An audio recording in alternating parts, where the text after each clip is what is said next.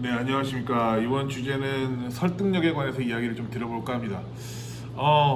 정말 중요한 주제이기도 하고, 설득을 잘한다라는 게 너무나 세일즈를 하는 사람, 사업을 하는 사람들 입장에서는 굉장히 큰 힘이 되는 거죠. 그리고 설득이 안 되면 뭘 팔더라도 팔지 못하잖아요. 근데 이 설득을 한다는 거에 대해서 사람들이 좀 깊게 고민을 하지 않고, 특히나 뭐 영업이나 세일즈나 이런 쪽의 일을 하시는 사람들은 그냥 열심히 하면 어떻게든 되겠지라는 생각 가지고 많이 일을 합니다. 근데 그렇지 않죠.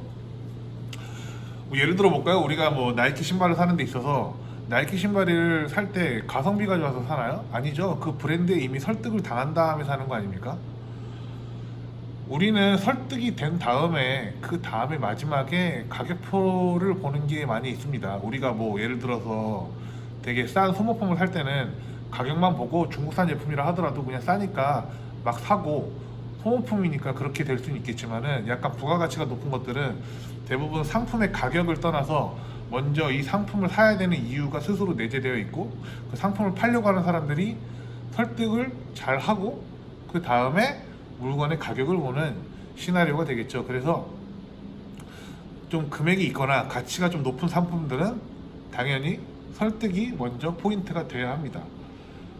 그래서 설득은 상황을 만들고 나를 판 다음에 그 다음에 물건을 파는 겁니다. 만약에 우리가 무슨 어떤 가전제품을 사러 간다고 했을 때, 가전제품을 사러 갈 때 가전제품에 대한 그 기능이나 이런 것들을 온라인에서 먼저 서치를 해보고, 아, 이런 기능이 있는 제품을 사야 되겠네 라고 해서 그 물건을 사기 전에 매장을 방문한다고 치죠. 그럼 매장에 있는 점원이 이제 이야기를 할 거 아닙니까? 근데 이야기를 하기 전에 그 매장이 자기가 갖고 있는 그 이득에 대해서 이야기를 주겠죠. 이거 저한테 사면은 이만큼 프로모션을 해드릴 수 있고, 이런 AS를 해드릴 수 있고, 이것들이 좀 대체 가능하게 요거까지 사면은 약간 원 플러스 원 기능처럼 더 추가로 해드릴 수 있는 메리트가 있다라고 손님이 온라인에서 체크를 했었던 내용보다도 좀 더 좋은 내용들이 생기는 거죠. 즉, 물건을 사기 전에 상황이 먼저 만들어지고, 그 다음에 물건을 파는 사람이 자신을 설득을 하고, 그 다음에 마지막에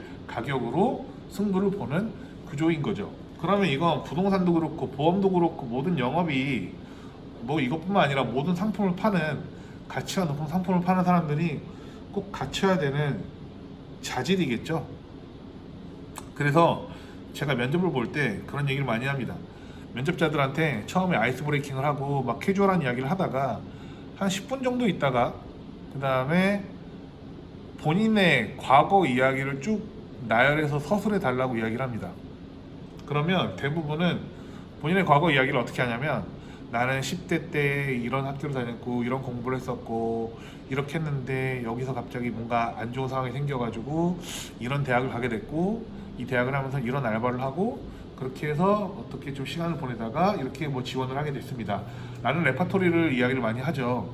그러면 그 사람은 그냥 진짜 자신의 히스토리를 그냥 쭉 이야기를 하는 거죠. 그런데 중요한 건 제가 이 질문한 사람의 의도가 반영이 안 되어 있는 대답을 하는 경우들이 많다는 거죠. 즉, 이야기를 할 때 그냥 자신의 이야기를 뭔가 좀 지루하게, 좀 고루하게 그냥 이야기를 쭉 나열을 한다는 거죠.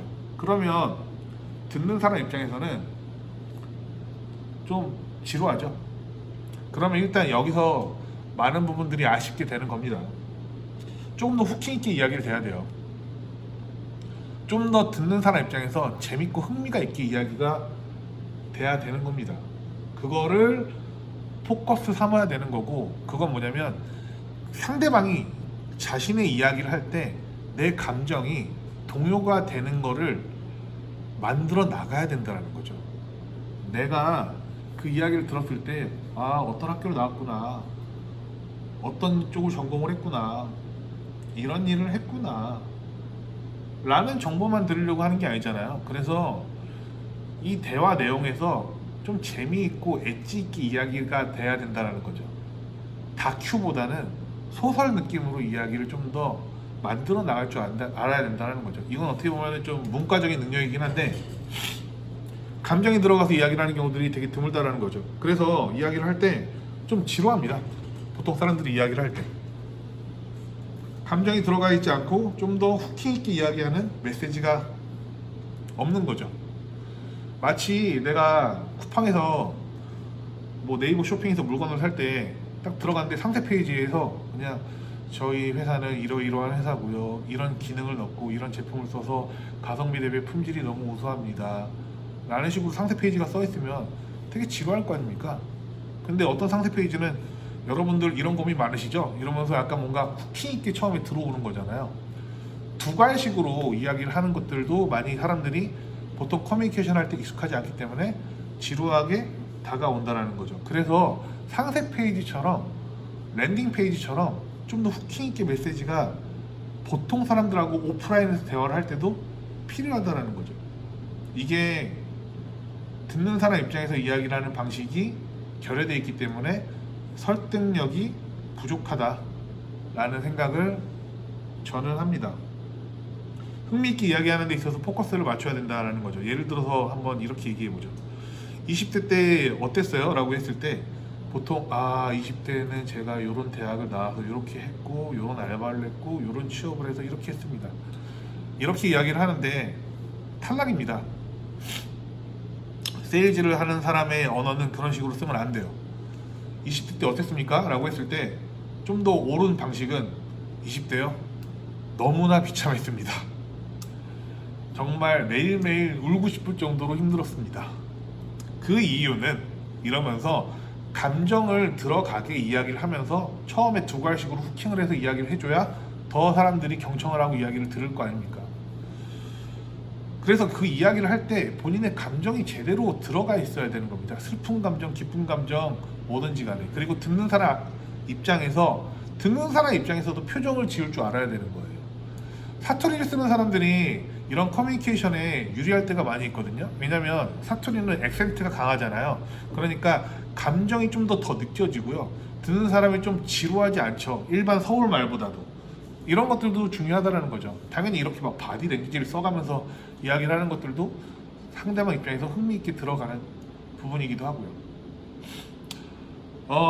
그래서 이런 부분들을 꼭 체크를 하셔야 된다 라는 겁니다.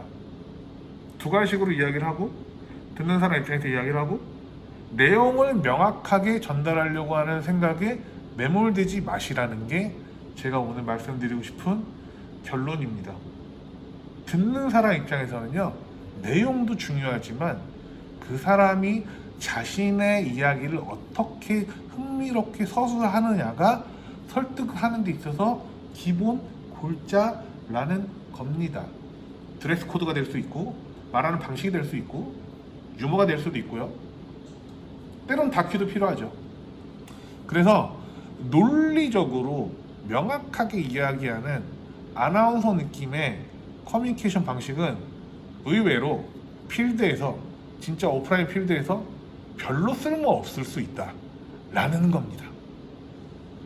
말을 잘한다라는 거에 대한 개념을 사람들이 인지를 잘 못해서 그런 현상이 발생하는 거라고 생각을 합니다. 나를 있는 그대로 드러내는 과정이 정말 중요하고 상대방 입장에서 내 이야기를 얼마나 흥미있게 들었는지가 중요한 겁니다. 지금 여기까지 보는 영상 보시는 분들은 제가 엄청 말의 스킬이 막 좋아서 논리적으로 탄탄해서 발음이 정확해서 듣는 거 아니잖아요. 지금 제가 말씀드렸던 내용들 자세히 들어오면 감정도 많이 들어가 있고 표정도 많이 들어가 있고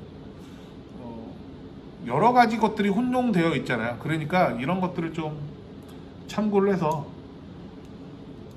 생각하셨으면 좋겠습니다. 결론, 듣는 사람 입장에서 이야기를 할 줄 알아야 되고 거기서 설득력을 발생시키는 그림을 꼭 그리셨으면 좋겠고, 이 연습은 돈이 드는 게 아닙니다. 저처럼 이렇게 영상을 찍어도 되고 친구들한테 이야기를 했을 때 어떤 주제를 가져와서 이렇게 자꾸 이야기하는 연습을 해서 설득력을 키우는 방식을 꼭 가져갔으면 좋겠습니다. 끝!